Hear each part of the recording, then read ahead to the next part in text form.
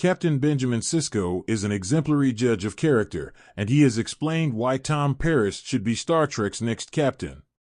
Tom Paris flew Voyager through the treacherous Delta Quadrant, finding himself along the way.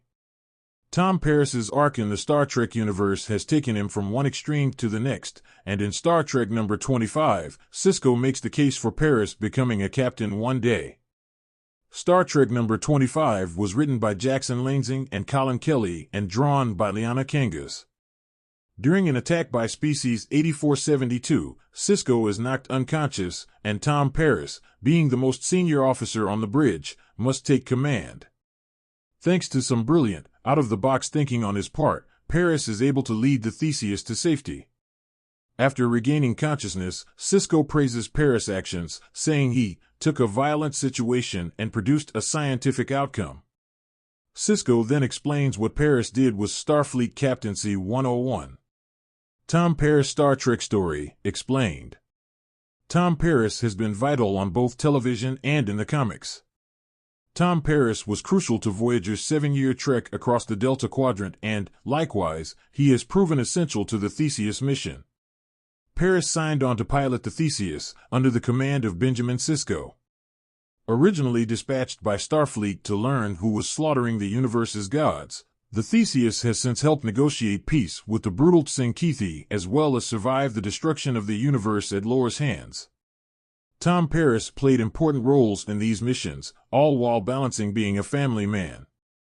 Tom's wife, B'Elanna Torres, is a member of the crew of the Defiant, under the command of Worf.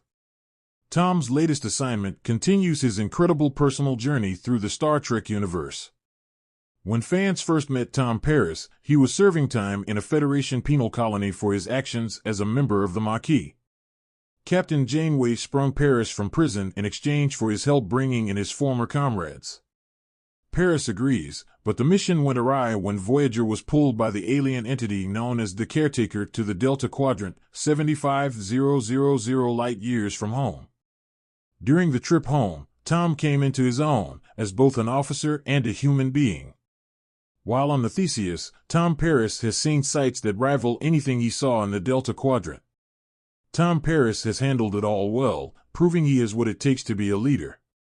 Tom Paris' mission on the Theseus has, in many ways, been even deadlier than his sojourn in the Delta Quadrant.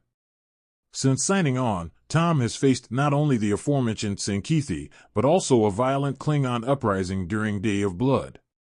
All of these events were trifles next to the Theseus trip to the Pleroma. Tom truly went where no one has gone before when he flew the ship to the Pleroma, or the realm of the gods. Tom bore witness to the end of the Star Trek universe when Lor detonated the Bajoran Orb of Destruction. As the Theseus clung to dear life in fluidic space in the wake of Lor's actions, Tom Paris rose to the occasion, keeping the crew safe until Captain Sisko could return, and earned praise from the captain himself. Sisko has proven himself one of Starfleet's best captains, and here is a case of talent recognizing talent. While only time will tell if Sisko's judgment will pay off, Tom Paris has proven he has the skills, both personal and professional, to be one of Star Trek's greatest captains. In a stunning moment of insight aboard Deep Space Nine, Captain Benjamin Sisko, renowned for his wisdom and unconventional outlook, provides the perfect rationale for why Tom Paris should be Starfleet's next captain. Sitting in his office, one admiral raises an eyebrow skeptically. With respect, Captain Sisko, Paris has a record that isn't exactly spotless. Are we sure Starfleet is ready for someone with that history? Sisko nods, acknowledging the elephant in the room. It's true that Tom's past is a complicated one. He's made mistakes, some serious. But Starfleet isn't about expecting perfection, it's about recognizing growth and the courage to rise above past failures. Tom is more than his mistakes. He's a man who has learned from them and shown time and time again that he has the heart of a captain. The admirals exchange glances, and Sisko continues, a glint of conviction in his eyes. Look at Voyager. Lost 70,000 light-years from home, facing impossible odds, yet Tom adapted, grew, and ultimately flourished in that crucible. He was a pivotal member of that crew. Think about his technical skills, his ability to innovate on the fly, and his instinct for leadership, even if it comes in unconventional forms. He's earned the respect of Captain Janeway, a recommendation that should not be taken lightly. An admiral from the far end of the table leans forward. Adaptability and technical skills are valuable, yes. But Captain, those can be found in plenty of officers with cleaner records. Why should we overlook the unconventional path Paris took? Sisko's face darkens, his tone deepening. Because Starfleet needs people who have been tested in the fires of self-doubt, guilt, and redemption. Tom has made decisions that cost him, but he's learned what it means to stand back up after falling. We need captains who know what it's like to be vulnerable because it makes them empathetic. Empathy is as valuable as tactics or strategy. Tom knows what it's like to lose his way, and that's why he'll work tirelessly to keep his crew on the right path. The admirals listen intently, intrigued by Sisko's perspective. He continues, painting a picture of Paris's unique strengths. Tom's journey isn't just about redemption, it's a story of courage. When Voyager was thrust into the Delta Quadrant, Tom volunteered for missions that others would balk at.